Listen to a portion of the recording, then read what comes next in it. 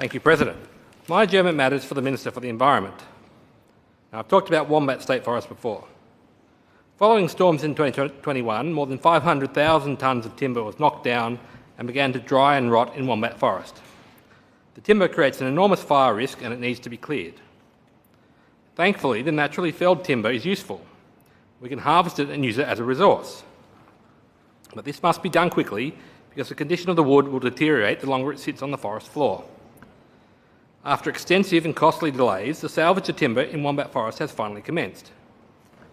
At this point, the value of the salvaged timber is already reaching the point where it's scarcely worth the cost of clearing it. We're getting to it just in time. If we wait any longer, we're forced to clear the forest at expense and we'll lose out on the compensation from putting the timber towards productive uses. So, of course, the conservation regulator is doing its best to stall the operation. They've demanded hundreds of pages of documentation from the small family-run business that's doing the clearing work. The regulator lodged this request and then withdrew it 3 days later and then relodged it again a month later. This company has about 3 harvesting staff and about 5 truck drivers, and the regulator is demanding copies of all the licences, routes, personal information, timesheets, permits, their authority to undertake timber harvesting operations, and all the business contracts and records linked with the salvage operation in Wombat Forest.